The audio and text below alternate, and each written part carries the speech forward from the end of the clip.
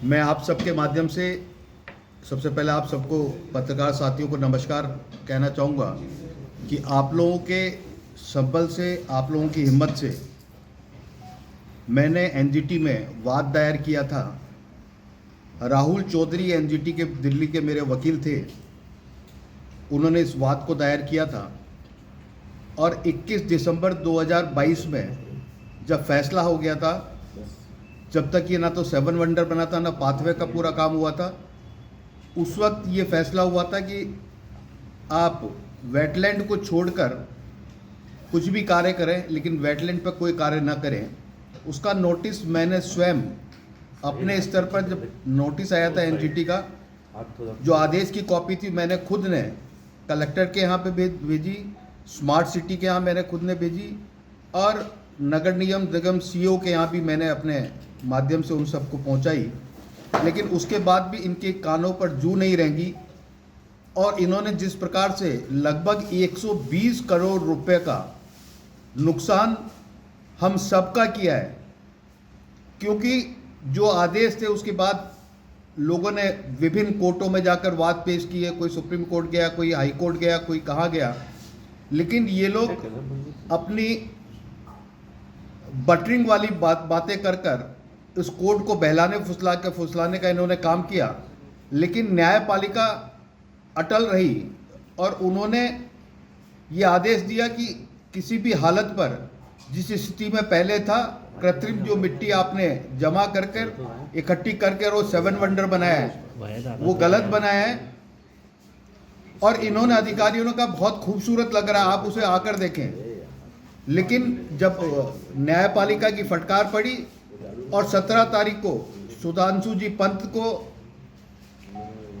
Supreme court के सामने video conferencing के थ्रू जब उनको सामने जाना था, तो उससे पहले उन्होंने बहुत बड़ा एक्शन लिया और कलेक्टर से और यहाँ के सभी स्मार्ट सिटी के अधिकारियों से बात करी। तो उन्होंने माना कि निश्चित तौर पर अब तो हमको इसको तोड़ना ही पड़ेगा। तो इन्होंने सबसे पहले फूड कोर्ट को तोड़ने का काम किया, उसके बाद गांधी उद्यान को तोड़ने का काम किया और उसके बाद 7 वंडर को तोड़ नहीं रहे हैं। ये 7 वंडर जो हमारे गुलामी का प्रतीक है, उसकी मूर्तियों को, उसको सबको संवार रहे हैं, उनको बड़े तरीके से निकालने का प्रयास कर रहे हैं कि और कहीं दूसरी जगह स्थापित कर दें। ये था कि इस वक्त भारतीय जनता पार्टी की सरकार है, ना कि कांग्रेस की सरकार है।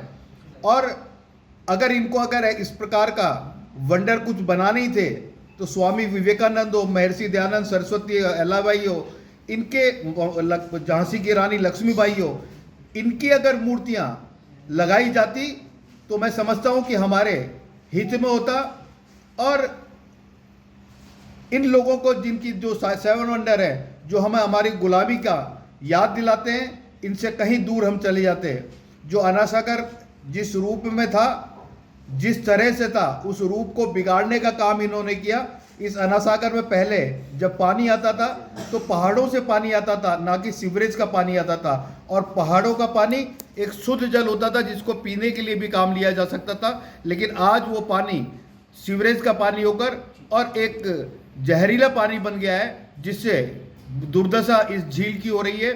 साथ में झील को जिस तरह से इन्होंने पाटा, जिस तरह से उसको छोटा किया, छोटा करने से इस शहर के अंदर बाढ़ की स्थिति पैदा हो गई कि पानी का गैस जो पहले 16 फीट हुआ करता था, उसको 13 फीट पे लाकर इन्होंने छोड़ दिया।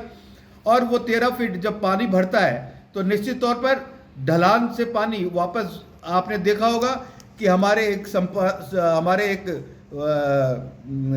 जिसे बोलते हैं अपन अनासागर लिंक रोड है, अनासागर लिंक रोड और अनासागर के बीच में बिल्कुल भी सड़क को आप देख ले तो एक लेवल हो जाती है और पानी ऊपर से डाकने लगता है। इसका कारण सिर्फ यही है कि इन्होंने जिस तरह से इस अनासागर को छोटा किया, इस अनासागर का हनन किया और इसके साथ बलात्कार किया।